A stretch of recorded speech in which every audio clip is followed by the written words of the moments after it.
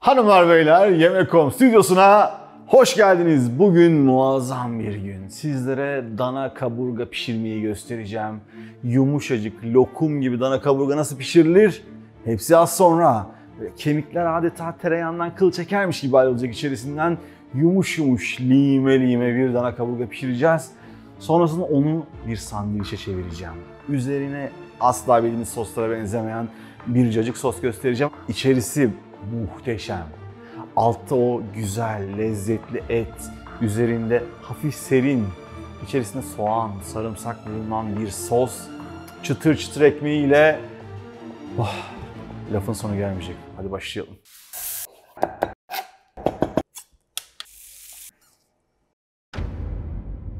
Öncelikle tabii ki dana kaburgayı yaparak işe başlayacağız.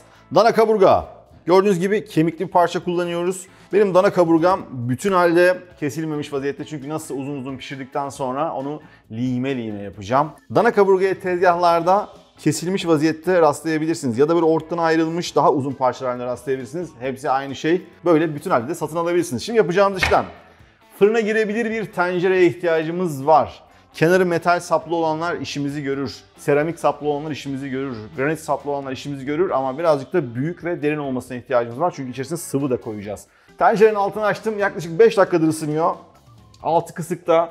Yağ doğruca tencerenin içerisine değil, etimizin üzerine gezdiriyoruz. Çok fazla değil, yaklaşık şöyle 3-4 yemek kaşığı kadar işimizi görecektir. Birazcık tuz. Bolca tuz hatta. Çünkü büyük bir parça et. İçerisine tuzun geçmesi epey zor. Karabiberimiz var. Karamelize ederken güzel bir lezzet de katacak içerisine. Gerçekten bu tarifi yaptığınız zaman bayılacaksınız. Ellerimizle şimdi masaj yapıyoruz.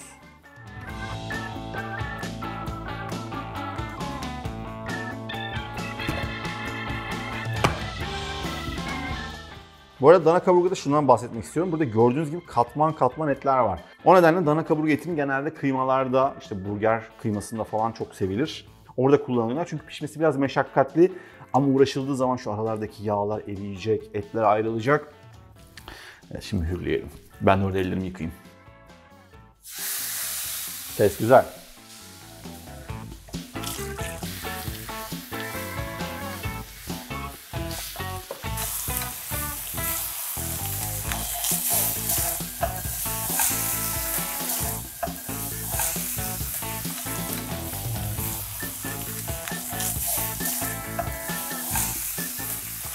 Gördüğünüz gibi dana kaburganın her bir köşesini güzelce kızarttım. Ateşin altı sürekli açık mıydı? Hayır. Ara ara altını kıstım ki fazla yanmasın çünkü artık içerisindeki o güzel yağlar erimeye başladı. Ateşiniz çok açık olursa yağlarınız da yanmaya başlar. Şimdi etimizi kenara alıyorum. Aynı tencerenin içerisine bir tane iri soğan, kalın kalın doğrayabilirsiniz. Bir tane iri havuç. Hemen içerisine bir yemek kaşığı dolusu domates salçası, tuzu atıyoruz. Yaklaşık 2 çay kaşığı, 3. 4 tane kuru domates. Bunlar çok derin, güzel tatlar verecekler. 2 tane kuru biber. Yaklaşık 1 çay kaşığı dolusu kuru kekiğimiz var. 3 diş sarımsak. 1 çay kaşığı dolusu toz kırmızı biber. Biraz da karabiber mutlaka. Etin güzel yağıyla kavrulacaklar. Sonrasında böyle uzun uzun pişireceğiz. Bunların hepsinin içerisindeki tatlılık, lezzet tüm ete işleyecek. Şimdi son olarak içerisine ben tavuk suyu ekliyorum. Dilerseniz et suyu, sebze suyu ya da normal suda ekleyebilirsiniz ama tavuk suyu epey lezzetli. 4 su bardağı.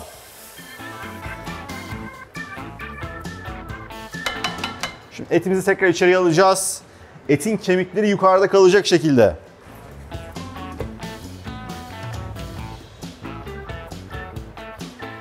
Hafiften içerisine gömüyoruz.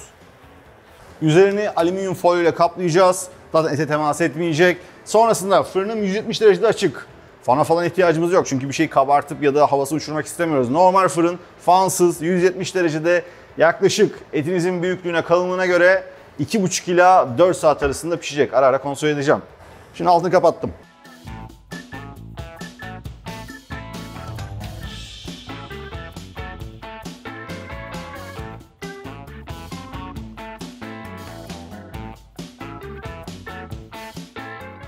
Tam 3 saatin sonunda buradaki kokuları duymanız lazım.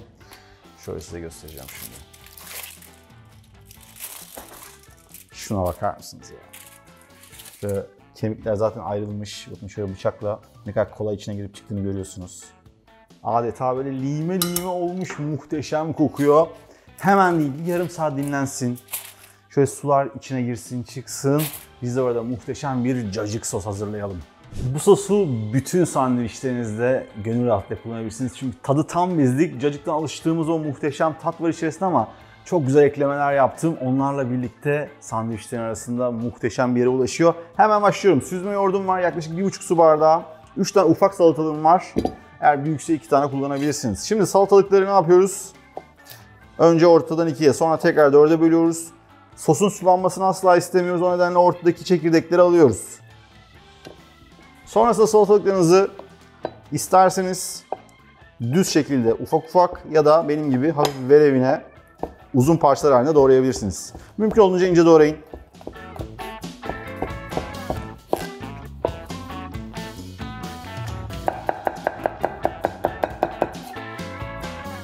Bu sosun içerisinde alışık olmadığımız tek bir malzeme var. O da kuru soğan.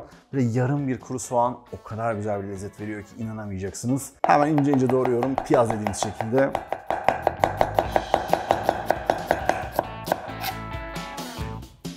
Bir diş de sarımsak ekliyorum. Ezerek ekliyoruz. Hemen bir yarım limon suyu sıkalım.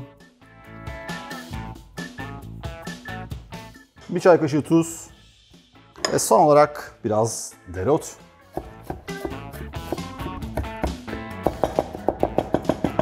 Son olarak dereotunu da ekledim ve sadece karıştırıyorum. Sosumuz da hazır. Şimdi etimize tekrar ilgilenelim. Yalnız et öyle güzel dinlenmiş ki. Bakın şimdi zaten şöyle kemik kendiliğinden ayrıldı gitti. Hemen diğer kemiğimizi çıkartalım. Tabii biraz sıcak. Şuna bakar mısınız ya? Etimizi bir tane tepsiye alalım. Daha rahat hareket edebilmek için. Çünkü bunun içerisinde çok fazla yağlı bir su var. Eti de size göstereyim. İçi pembe pembe. Uf.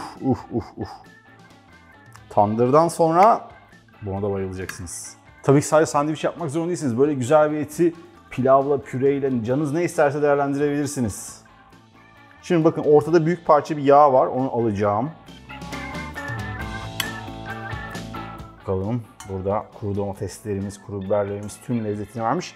Bu suyu da az sonra kullanacağız. Şu yağ parçasını hemen çatalla ayırabilirsiniz. Çok basit.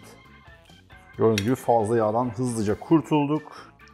Tabii ki bütün yağını atmayacağım. Birazcık da yağlı olsun ama böyle fazla kalın olan yerleri çıkartıyorum. Onlar tüm görevini gördüler. Bütün yağını, tadını suya bıraktılar. Buradaki suyu kullanarak şahane çorbalar da yapabilirsiniz. Ben birazını şimdi ete kullanacağım. Kalanını da kaldıracağım. Çünkü burada inanılmaz bir kolajen var bu etin içerisinde, kemikli et olduğu için. O kolajenin de neredeyse tamamı suyun içerisinde. Ve şimdi çatalla dağıtıyorum.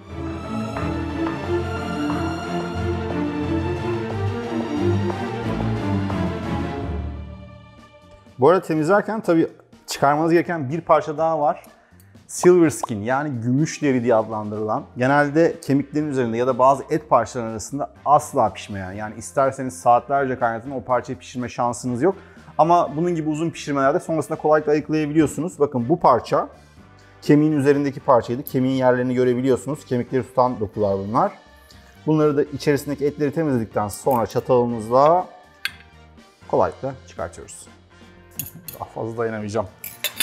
İnanılmaz kolay didiklendi. 2 çatal yeterli oldu bile. Şimdi yandaki bu güzel sudan sebzelerini almadan sebzeler bütün lezzetini, görevini gördüler. Hafifçe üzerine gezdiriyorum.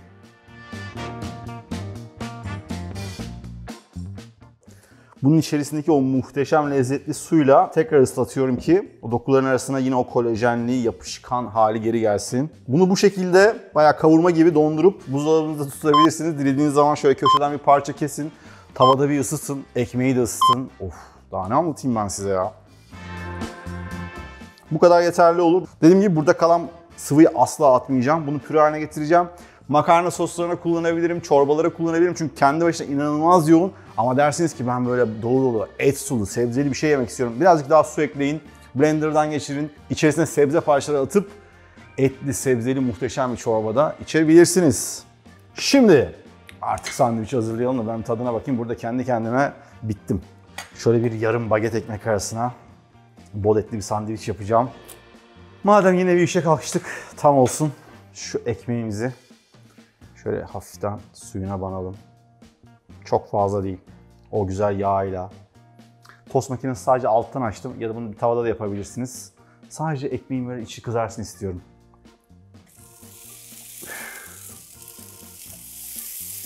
Eyvahlar olsun. Neler oluyor?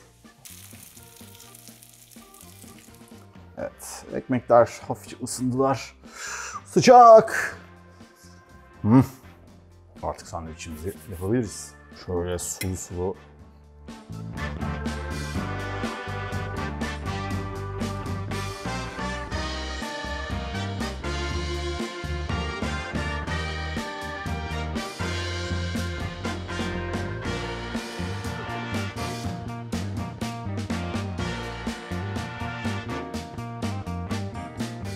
Saatlerdir işte bunun için bekledim. Buradaki koku inanılmaz. Ben bunu yerim. Hepsini yerim de biraz ucundan keseceğim. İkiye keseyim.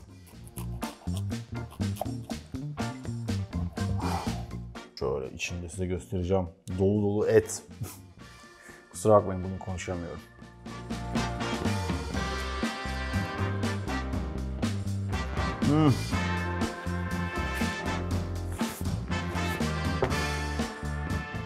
Et lokum. O etin suyu çok iyi. Yalnız yaptığım sostaki o soğan dengesi, salatalık, dereotu, etten gelen o hafif yağlı tadı, o güzel yoğun tadı da çok güzel bir şekilde kırmış. Bir ısırık üstüne bir ısırık daha alınır.